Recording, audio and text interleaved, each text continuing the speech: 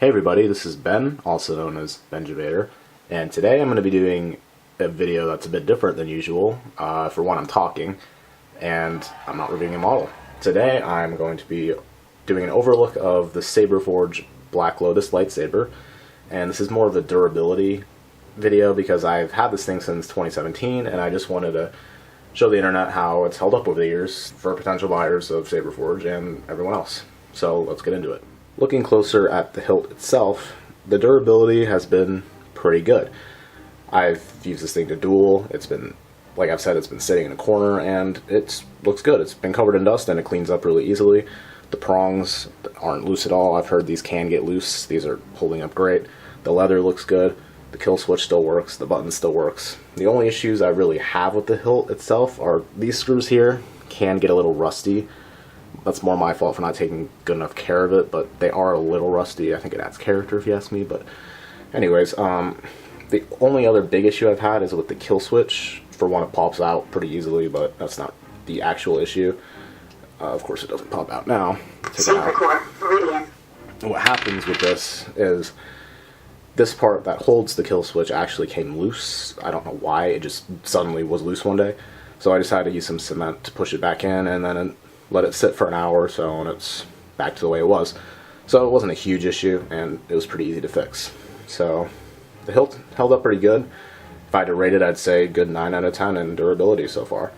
Next, we'll talk about the electronics. Now, as for the electronics inside of the saber, I've heard SaberForge electronics are not the greatest in the past. I've heard that they can break, and sometimes even out of the box they don't work. But with my Black Lotus, I've had absolutely no problems with the electronics whatsoever. In fact, this has an in-hilt battery, which I prefer way over removable batteries because this thing does not die. I'm telling you, I left this thing for maybe a year and a half just sitting in the corner of my room, and I took out the kill key, it fired right up, and it looked just as bright as it did with full charge. Because the battery is so good, that means the LED better be good, and it is pretty good. I'll tell you right now, it's bright, it's actually kind of blinding, especially without the blade. The illumination switch still lights up, as you can see. The sound works, and I also added energy vibration, which if you go for SaberForge, definitely recommend. It makes it incredible, especially beyond anything like Ultra Sabers or anything like that. So I'll show you the electronics now in action. Alright, now in case you do decide to buy this exact saber, and I can't say that the menu's exactly the same as it is now as it was in 2017, but I thought I'd just add this in anyway, just in case any of you wanted to know how it worked. So for the customization menu, all you gotta do is hold down the power button. Main menu. Select optical frequency 1. The optical frequency is basically the LED and what it does. This is static. I don't like it static. I like it flickering. 2. And that's what I'm gonna leave it at. So you hold the button down when you're finished.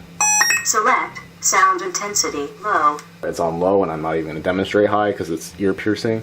Select you can also mute sensitivity it. 1. Impact sensitivity is basically the clash. I like to keep this around a 5. 5. And the next thing is select motion sensitivity 1. Motion sensitivity, which is when you move the saber around. I like to keep this around a 6 or a 7, usually a 6. Works best. 6. And once you get to that, just hold it down and you're done. All settings saved. So it's very customizable, it's user-friendly. It took me like 5 seconds to learn it when I got it. And yeah, the menu still works, there's no corruption, which I've heard can happen with sabers. So far, the electronics are good, the hilt's good. It's been very good for the saber so far over the past few years. The next thing I'm going to do is show you the saber with the blade in it so you can see how it looks with the LED in the blade. Alright, now that I have the blade attached, I'll do a quick overview of the blade itself and its durability. This is a heavy grade blade that I got from SaberForge with the hilt, and it's been dueled plenty of times, and of course because it's a dueling blade there's going to be some damage. There's just there's a little scuff, so you can see one right here. It's very hard to even see it. There's just a few of those around the blade, and it's really held up well.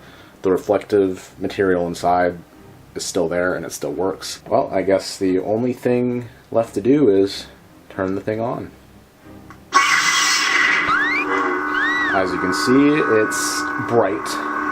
but it does trail off in the middle of the blade, which is fair because it's an in-hilt LED, that's what happens with them. But from a distance and in person, it does look pretty bright. On the camera, it makes it look a little worse, but in person, it's very good, it's very bright, and it's very gorgeous. I mean, I'd swing more, but I don't want to break my monitors. It looks very good, and I guess what I'll do next is I'm going to put this back up on my wall mount next to my only NeoPixel lightsaber, so you can kind of tell the difference between the two blades. Alright, with the NeoPixel Grandmaster on, you can see that obviously the NeoPixel is superior in light. It's perfectly uniform all the way up. But comparing it to this several-year-old SaberForge that's significantly underclassed compared to it, it looks good. I mean, it's very bright. They both look like I could have bought them at the same time. So, based off of this, I'd say that the SaberForge Black Lotus really holds up over time, and I was kind of surprised that it's lasted so long, because I've heard that these companies can have shoddy build qualities, but in my experience, SaberForge has really done well, especially with this lightsaber hilt. So I would 100% recommend buying a Black Lotus. They are still available on the website. If you want to go do that, I'll put the link in the description.